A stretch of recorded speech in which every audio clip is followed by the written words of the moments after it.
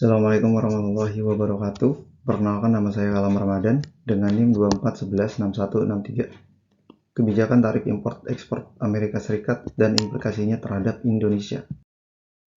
Analisis dampak kebijakan tarif tersebut terhadap lingkungan Indonesia. Pertama, emisi karbon yang lebih tinggi. Kedua, eksploitasi sumber daya alam. Ketiga, peningkatan limbah industri. Keempat, tekanan pada keanekaragaman hayati. Lalu bagaimana Indonesia dapat mengintegrasikan kebijakan lingkungan yang berkelanjutan dalam strategi pertumbuhan ekonominya? Pertama, penggunaan energi terbarukan dengan cara mengurangi ketergantungan pada bahan bakar fosil dan memperluas penggunaan energi terbarukan seperti tenaga surya dan angin. Kedua, peningkatan kesadaran lingkungan ialah meningkatkan kesadaran publik dan pelaku industri tentang pentingnya praktik bisnis yang berkelanjutan melalui kampanye dan insentif fiskal. Ketiga, perlindungan keanekaragaman hayati, salah satunya memperkuat regulasi perlindungan lingkungan untuk mencegah kerusakan habitat dan melindungi spesies yang terancam punah. Keempat, pengelolaan limbah yang berkelanjutan. Bisa dengan meningkatkan regulasi pengelolaan limbah industri dan mendorong penerapan ekonomi sirkular untuk meminimalkan dampak lingkungan. Baik, selanjutnya akan dijelaskan oleh teman saya. Terima kasih. Assalamualaikum warahmatullahi wabarakatuh. Perkenalkan, saya Laude Muhammad Aliadin dengan NIM 24116133. Saya akan menjelaskan kebijakan tarif import dan ekspor yang dikeluarkan oleh pemerintah Amerika Serikat terhadap global yang dapat mempengaruhi stabilitas politik di Indonesia. Nah, ada 4 poin yang dampaknya terhadap Indonesia yang dimana mengganggu stabilitas politik. Yang pertama itu kenaikan harga barang yang diakibatkan itu naiknya tarif import. Yang kedua, gelombang PHK yang diakibatkan penurunan ekspor. Yang ketiga, peningkatan kemiskinan yang diakibatkan inflasi dan PHK. Yang terakhir, persepsi publik, yang dimana muncul persepsi publik yang negatif terhadap pemerintah Indonesia sendiri. Nah, apa langkah-langkah yang diambil oleh pemerintah Indonesia? Langkah-langkah yang diambil pemerintah Indonesia ada 6 poin. Ini yang terus digenjot oleh Bapak Presiden Prabowo Subianto. Yang pertama itu negosiasi dan diplomasi. Negosiasi bilateral untuk menyelesaikan masalah perdagangan dan isu-isu lainnya.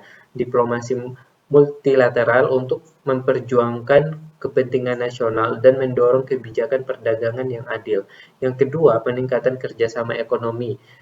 Peningkatan impor untuk menciptakan keseimbangan dagang, kerjasama investasi untuk meningkatkan pertumbuhan ekonomi dan menciptakan lapangan kerja. Diversifikasi pasar ekspor untuk mengurangi ketergantungan pada pasar Amerika Serikat.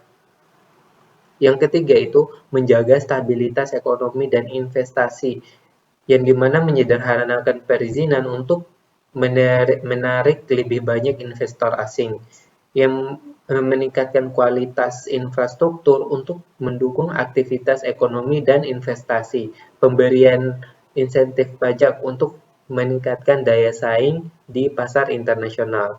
Yang keempat menjaga hubungan diplomatik yang kuat, koordinasi internal untuk memastikan kebijakan yang konsisten dan efektif, dialog teknis dan politik, memperkuat dialog antara para pembuat kebijakan dan ahli untuk membangun pemahaman yang lebih baik tentang tantangan dan peluang di bidang perdagangan dan investasi.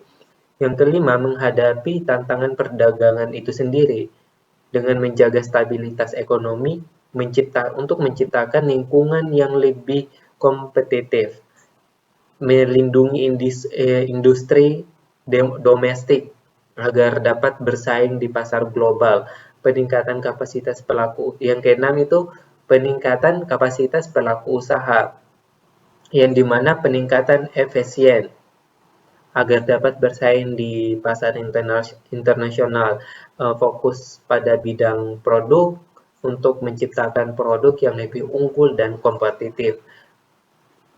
Yang terakhir, pengembangan SDM untuk menghasilkan tegangan kerja yang kompeten dan berdaya saing. Nah, poin-poin inilah yang terus digenjot oleh pemerintah Indonesia, terutama oleh Bapak Presiden Prabowo Subianto. Mungkin dari saya Laude Muhammad Aliadin dengan NIM 24116133. Saya akan jelaskan langkah hukum yang diambil oleh pemerintah Indonesia untuk melindungi kepentingan ekonomi di forum internasional. Respon pemerintah Indonesia, terutama Bapak Presiden Prabowo itu ada 3 poin yang terus didorong. Yang pertama, diplomasi. Pemerintah Indonesia berupaya menempuh jalur diplomasi untuk mencari solusi yang saling menguntungkan dengan Amerika Serikat. Yang kedua, diverifikasi pasar ekspor. Pemerintah mendorong diverifikasi pasar ekspor ke negara lain untuk mengurangi ketergantungan pada Amerika Serikat. Yang ketiga, peningkatan daya saing. Pemerintah juga berupaya meningkatkan daya saing industri dalam negeri agar dapat bersaing di pasar internasional. Mungkin itu dari saya. Assalamualaikum warahmatullahi wabarakatuh. Oke, Assalamualaikum warahmatullahi wabarakatuh. Perkenalkan, nama saya Muhammad Geri Nugroho dengan NIM 24116148. Di sini saya akan memberikan analisis saya bagaimana sih dampak kebijakan tarif impor ekspor Amerika terhadap negara Indonesia, dan khususnya pada aspek sosial. Di sini yaitu adalah pajak dari pemerintah Amerika terhadap barang impor dan ekspor. Jadi pada baru-baru ini Amerika mengenakan tarif yang cukup besar kepada Indonesia, itu adalah 42%. Dan hal ini apa sih dampaknya? Nah, dampaknya bisa kita lihat. Amerika ini merupakan salah satu tujuan ekspor terbesar Indonesia dengan komoditasnya tekstil, elektronik, minyak kelapa sawit, dan karet. Hal ini bisa sangat berdampak banget karena Amerika ini merupakan tujuan ekspor terbesar Indonesia juga. Nah, hal ini pada akhirnya bakal berdampak pada aspek sosial juga, yaitu adalah terjadinya pada PHK.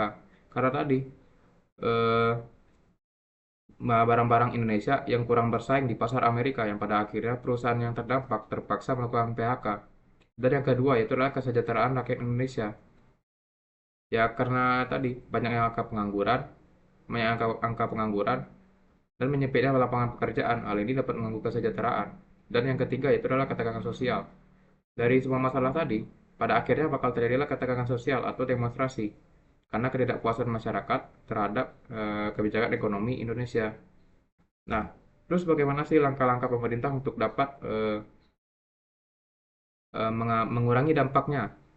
Bisa mengadakan program sosial, yaitu adalah program pelatihan yang dapat membantu karyawan yang terkena dampak PHK beralih ke sektor yang lebih stabil atau bisa dapat membuat lapangan pekerjaan baru. Nah, yang kedua itu adalah program dukungan untuk UMKM dan wirausaha baru. Ya, program bertujuan untuk membuka lapangan pekerjaan dan menyerap tenaga kerja. Hal ini bisa program berupa inkubator bisnis, bimbingan UMKM, dan bagaimana sih pelatihan cara mengelola keuangan gitu, dan memanfaatkan teknologi untuk membangun usaha UMKM-nya. Yang ketiga itu adalah program advokasi dan informasi. Ini merupakan upaya pemerintah untuk memberikan edukasi kepada publik apa sih yang terjadi pada ekonomi dunia pada saat ini dan bagaimana cara bertahan atau beradaptasi pada perubahan tersebut. Ini bisa melalui seminar dan juga kolaborasi antara pemerintah dengan konten kreator. Mungkin sekian dari saya lanjutkan ke rekan saya. Terima kasih. Assalamualaikum warahmatullahi wabarakatuh. Perkenalkan, nama saya Alvin Bintang Febrian dengan NIM 24116135. Kebijakan tarif impor dan ekspor AS dan implikasinya terhadap Indonesia. Analisis dampak kebijakan tarif terhadap inovasi dan teknologi Indonesia. 1. Keterbatasan akses teknologi asing. 2. Penurunan FDI dalam dan alih teknologi. 3. Pelemahan insentif inovasi. 4. Mendorong inovasi lokal dan substitusi impor. Apakah langkah-langkah yang dapat diambil untuk mendorong pengembangan teknologi lokal agar dapat bersaing di pasar global? 1. Peningkatan investasi pada R&D atau riset dan pengembangan. Tambahkan anggaran negara untuk litbang minimal 1% dari PDB, saat ini 0,3%. Dorong keterlibatan swasta melalui insentif pajak untuk kegiatan inovasi. Fokus pada sektor strategis energi baru, pangan, kesehatan, dan manufaktur digital. 2. Pengembangan SDM teknologi, tingkatkan kualitas pendidikan STEM. Perbanyak pelatihan vokasi berbasis industri, sertifikat teknologi, dan pelatihan reskilling. Bangun pasar teknologi dan politeknik digital di wilayah industri. 3. Substitusi impor teknologi strategis. Identifikasi komponen teknologi yang dapat dikembangkan dalam negeri, dorong BUMN dan swasta untuk membeli produk teknologi lokal. Mungkin sekian dari saya, terima kasih. Baik, perkenalkan nama saya Dimas Khairul Walid dengan NIM 24116169. Dampak kebijakan Amerika Serikat terhadap ekonomi Indonesia. Penurunan ekspor ke pasar Amerika Serikat yang besar dapat merugikan industri dan meningkatkan angka PHK, serta memperlambat laju pertumbuhan ekonomi kita dan mengancam surplus perdagangan serta melemahkan nilai tukar rupiah. Tercatat pada bulan Maret lalu, nilai tukar rupiah menyentuh di angka 17.500. Berikutnya, strategi Indonesia dalam upaya mencapai pertumbuhan ekonomi 8% dan menjadi negara maju yang pertama. Diversifikasi pasar ekspor ke negara-negara lain dan fokus pada produk bernilai tambah tinggi. Kedua, meningkatkan daya saing global melalui reformasi struktural. Dan yang terakhir, penguatan ekonomi domestik melalui peningkatan konsumsi dan pengembangan sektor jasa. Sekian dari saya, selanjutnya akan dilanjutkan oleh teman saya. Di sini saya akan menyampaikan kesimpulan dari kelompok kami, di mana kami sebelumnya tadi telah melakukan analisis dengan metode pastel. Dan di sini terdapat sebuah pertanyaan, bagaimana sih rekomendasi strategis bagi pemerintah Indonesia untuk menghadapi kebijakan tarif Amerika Serikat dan mencapai target pertumbuhan ekonomi 8%, serta bagaimana pencapaian status negara maju. Pemerintah dapat melakukan yang pertama itu adalah diversifikasi pasar atau memperluas pasar. Hal ini bertujuan supaya Indonesia dapat menemukan pasar yang lebih stabil dan memungkinkan untuk dapat bersaing di pasar internasional. Dan yang kedua yaitu adalah berinvestasi lebih kepada SDM dan pendidikan. Nah, hal ini supaya membentuk SDM yang berkompeten dan unggul, serta dapat memudahkan akses pendidikan bagi seluruh lapisan masyarakat. Yang ketiga yaitu adalah memanfaatkan SDM dengan baik. Nah, dengan kita memiliki SDM yang unggul dan kompeten, SDM tersebut bisa kita manfaatkan untuk mencapai pertumbuhan ekonomi 8% serta kemajuan dan kesejahteraan. Yang keempat yaitu adalah memajukan industri lokal dan UMKM. Nah, yang poin keempat ini bertujuan untuk menciptakan lapangan pekerjaan yang baru. Dan mungkin lanjut. Dan sekarang, bagaimana sih indikator sebuah negara itu dapat dikatakan maju? Nah, di sini kami ada beberapa poin. Yang pertama yaitu adalah hubungan internasional yang baik. Kedua, pertumbuhan ekonomi yang bagus. Yang ketiga, kondisi politik yang stabil. Keempat, SDM yang berkualitas dan kompeten. Yang kelima, kesejahteraan masyarakat. Nah, mungkin sekian dari saya. Jika ada kata yang kurang jelas atau belibet, saya mohon maaf. Assalamualaikum warahmatullahi wabarakatuh.